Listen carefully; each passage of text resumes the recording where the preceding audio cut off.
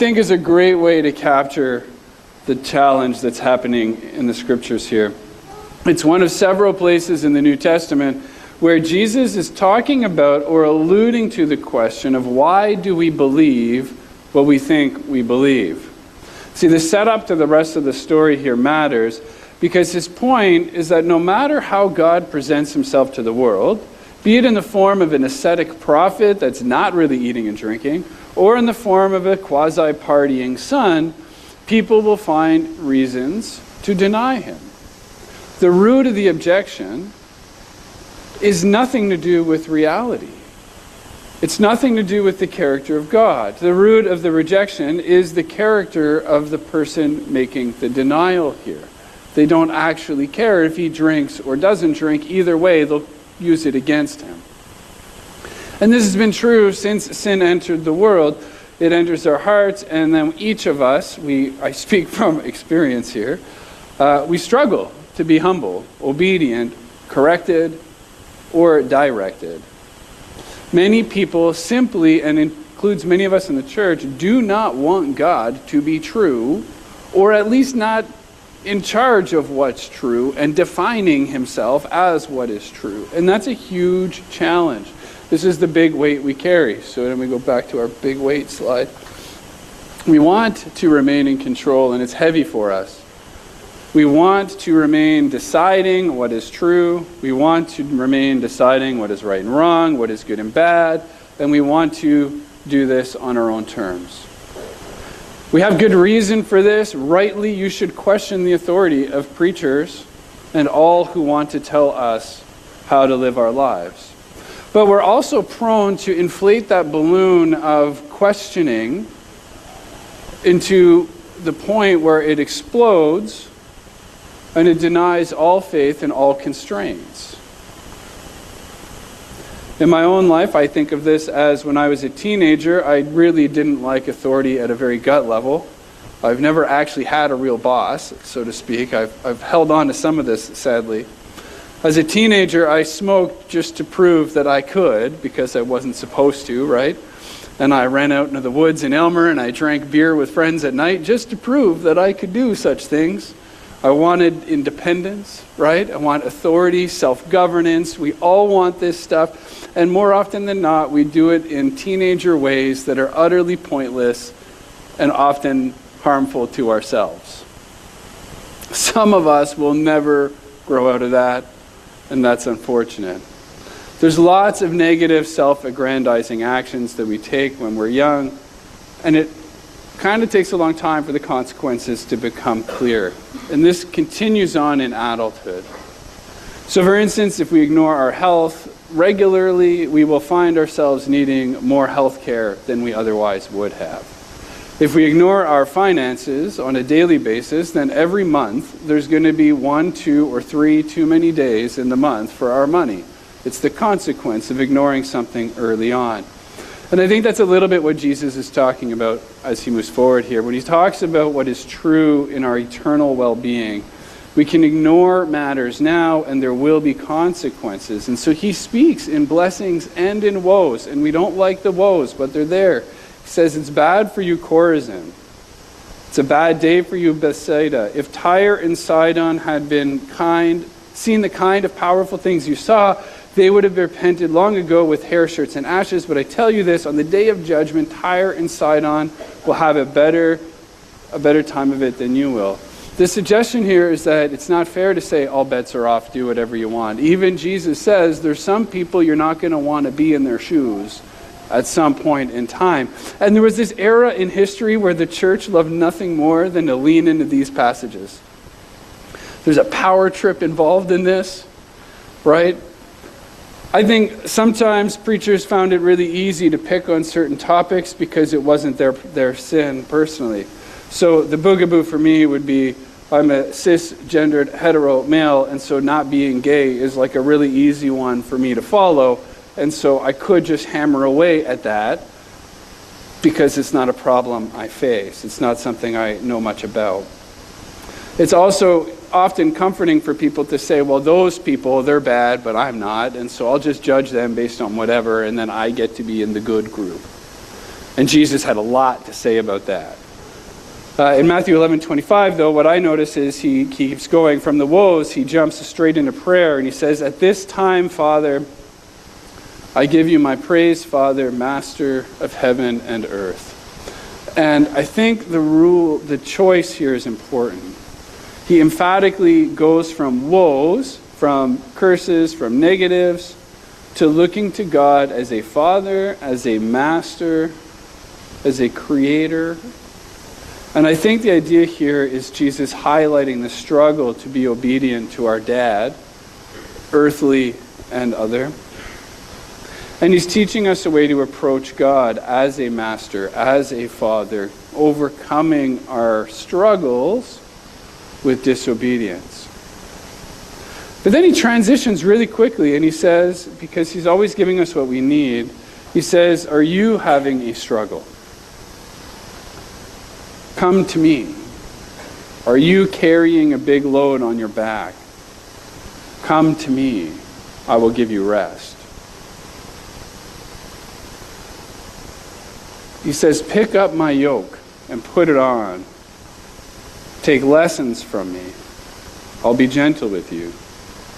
The last thing in my heart is to give you a hard time." So he jumps from the woes to the last thing in my heart is to give you a hard time. "You'll see you need rest, and rest you shall have. My yoke is easy to wear, and my load is easy to bear." This is N.T. Wright's version. The language of yoke is an old one. Some of you will be very familiar with it. The origins are obviously in farming, when you used animals and you put these big heavy things in the animals, and then they would plow for you. But already in Jesus' time, the word yoke had more meaning than that. At the time of Jesus, it was regularly known as, the Pharisees taught this, they called it the yoke of the Torah. And the idea was that the Torah was this heavy, burdensome law, and they loved nothing more than to make it even more elaborate and more difficult. And people were supposed to like that it was hard. They were supposed to like that it was heavy, because at the end of the day, it made them special and not like all those other people who couldn't do the Torah. So when Jesus says my yoke, he's talking about the yoke of the rules of faith or the commandments of faith or how one lives out one's religion, not just a farming implement. That was already old news back then. So many people were accustomed to the weight of being the people of God, but as you know, if you read your Bibles at all, it doesn't really work. Over and over and over again, the people of God abandon God. They give up. They move on. They do other things, and they get in all kinds of trouble. And they don't really blame each other for it. They mostly just do it in droves, right? Like one person says, "All right, enough of this," and then they go, and everybody else is like, "Yippee, let's go too," and forget all the rules. And it happens over and over and over again in the Old Testament. But what happens in our own life is that you're going to have a yoke either way, right? The elaborate freedom is a form of yoking. You have to stay on top of what is in, what is trendy, what is allowed, what is permissible, what is to be celebrated, what is not to be celebrated, and it's exhausting to keep up. And then in our own lives, it's difficult, right?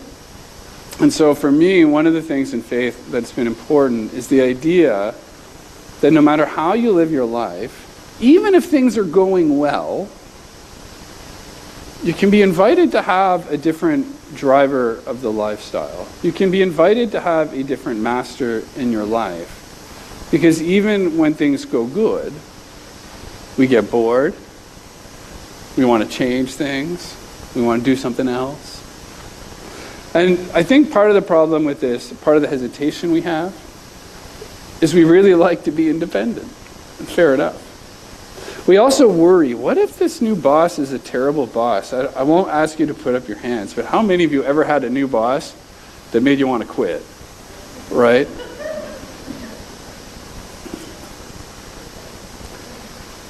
Will the new boss be like Pharaoh ordering his slaves around? Will he be like the son of Solomon? We have this quote for you. This is one of the weirdest, toughest quotes. Rehoboam, he takes over throne after Solomon, and he the people say, we would like you to be a bit easier on us. Your dad was pretty hard on us. And he asked some older people, and they say, yeah, you should do that. And he asked some younger buddies, and they're like, no, don't do that. Do the opposite. And so he goes back to them and he says, my father made your yoke heavy, but I will add to your yoke. My father disciplined you with whips, but I will discipline you with scorpions. Not a lot of people jumped on board with this. It's surprising, I know, but they didn't think this sounded like a good deal. Will your heavy burdens, whatever it is that makes it hard to get through the day, be even heavier if you take on religious stuff? Is it just one more thing to get done in the day that already has too many things in the day? Nobody wants that. We're already working hard. And here's a guy working hard. You're already busy. You're already trying hard. You might not be trying to pull a plane, but metaphorically, there's a plane behind each of you that you're trying to pull. You don't need it to be heavier. You don't need church to be heavier. Jesus invites us to find a way to pull the plane that is not as hard. To give up the worries and the cares, the reasons for being afraid of somebody who's in charge, and then you pick it up and suddenly the whole thing is light. And here we're going to have Oliver doing his workout. This was at a museum of some sort. I remember that this is my own story, really. Mary and I had been married a few years. Oliver was already part of our family. We owned a business. We had saved money. We had a condo. Things were pretty great, right? We could just coast. Like, we had done a lot of school. We had a lot of degrees between us, and we could really just take it easy for a long time. And part of me wanted to do that, right? But then part of me was like, that's really boring. But what was heavy was trying to figure out, what do we do next, right? Like, what does the good life look like? What are we trying to do? How do we be parents? How do we be spouses? What do we do in the world? And it's a lot of weight to figure out what you're supposed to do. And around that time, I realized this is part of what Jesus is talking about with the bearing of weight thing. He's talking, at least in part, about how you don't have to be in control of everything. You don't have to decide every single thing. Some stuff you can just let go of. Some stuff you can follow the lead of Jesus on. You can take his lessons, you learn from the stories, you listen to his speeches, his prayers, and you move from there. It's very freeing. Jesus had a lot to say about a lot of stuff, like how you should spend your money and your time, how to be compassionate, kind, what happens if you don't, the curses, the woes, the warnings. But most people come to Jesus as a Lord and Savior not because of his teachings, but because of his actions, his willingness to do what we can't, right? That he goes to the cross to bear all the sins, to do all that could be done, so that all of our misguided ways, all of the times we asserted our own authority uselessly or harmfully, can be overcome. That he could do the good things we couldn't do, that we could be forgiven in ways we couldn't imagine. And the implication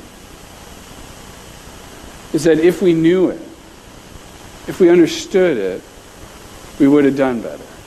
Right? Jesus says, forgive them. They didn't know what they were doing. Sometimes we know, but we don't really know. So like if the check engine light on your car goes on, you kind of know you should do something, but you mostly don't do anything, right? Until it like stops working or starts making a crazy sound. But you knew you should have done something. Or you know maybe you should not eat quite as many chips on a given night. This is my challenge. If there's chips in our house, I eat them. And then all of a sudden you're like, I need another notch in my belt. You knew you shouldn't eat the chips. But you didn't know until the notch in the belt came along, right? Maybe you knew you couldn't afford to go to whatever sporting event or buy whatever it was. You threw it on a credit card, and then all of a sudden the credit card balance is ballooning. You knew you shouldn't do it, but you didn't know. And now you really know. Right? Jesus is trying to get you to see from theory to truth. Right? The way to God the Father is through him. He's talking about the way to healing, to reconciliation, to justice, to goodness, to kindness, to love. It all flows through him. And you can know that. You can go to church and you can hear that, and I can say it all I want. But how do you know if you really know it? How do you know his desire for the kingdom, his invitation that you take on the yoke, will actually be light? You have to experience it. The best analogy I've heard of this is if you think about a bridge. We're really used to bridges because we live in an era where they mostly don't fall down. But have you ever been on a sketchy bridge? Like, anybody been on a rope bridge somewhere? Or one of those really high trestles with really old wood where you're like, I don't know. You know the theory of bridge. It's going to get you from here to here. And you're not going to fall down. Right? That's the theory. And then you see it and you look at it and you think, maybe. But it's only once you start walking on the bridge, right? Like, you're halfway over the thing and now it's either going to hold you or it's not. And then you can look down and you'll be super high up and say, it's holding me. And you experience this lightness, right? You are held in the air. You knew what a bridge was. You could see the bridge. But to actually experience the bridge is something different. Suddenly, the students of Jesus realize the burden is lighter than they thought it was going to be. The student is held aloft. We experience this in very different ways. I'll give you one more story about me, but it's not that you need to do this. It's just the idea that you need to follow, like, what is God calling you to do and what happens if you do it. And so this kid is named Raheem. He's 16 years old. We've sponsored him many years ago. We have one kid for each of our kids that match the same age as ours. We had no money. We had 3 little kids and a very small stipend. But we felt sure that God wanted us to start supporting another kid for each one of our kids. It was just clear to us this is what we should do. So every month we figure out how to make sure there's enough money at the end of the month to give these kids something. And then occasionally, it's really fun, you get the opportunity to buy them weird stuff, so you could give an extra donation and then they could get a bike or a soccer ball, really basic stuff. But last month, we got notified that at 16, the community that we've been supporting has been successful. And so what they said is they actually don't need money anymore. The kids are grown. They've been educated. They've been fed. They've received all the health care they needed. Their parents were trained in vocations. The community got a well and somebody who knows how to fix the well and keep it running for the next 30 years. They're going to convert from being a neighborhood called Chamba in Malawi that is a receiving neighborhood to being one that can help the neighborhoods around it, that can train other people, teach other people, demonstrate different ways of being in the world. And I can't tell you how gratifying it is to think that we had some small part in that. The burdens that God puts on you can be very light. The joy that you can feel when you follow through on giving up some of the self-authority that you hold on to is really good. You might sense God calling you to do something that's too big for you. You might sense you are too old or too tired to do something. You might sense your kids are really little and your budget is already stretched. But it's helpful in those times to remember that Jesus talked about it not being the strongest that he was going to work through. He was going to not work through the most powerful. He was going to work through the weak. The rest is offered to a world that is weary and to people that are weary, that are sick of the burdens of injustice. So I'm going to end you with one more slide here. This is a guy named William Gottler. I actually know nothing about him. But he wrote, Any who believe that they are responsible for their own salvation through military might or political power, through intellectual prowess or personal magnetism, have no need of the comforting arms of Jesus. Jesus will not trouble them with heaven's gifts. To those who recognize their need for a Savior, however, Jesus comes with comfort enough, lifting life's burdens and offering rest even for the lonely soul. So in a few minutes we're going to gather for communion, and as we do, we will remember that the life of faith is not about heavy weights. It's not about being impressive. It's not one more thing we do this week, or 10 more things. But it's about living the life that God gives us to live. Living it well and with passion. And we come to the table and we receive the sustenance we need for the month ahead to do whatever it is He's calling us to do. Before we do that, I invite us to stand for our next hymn.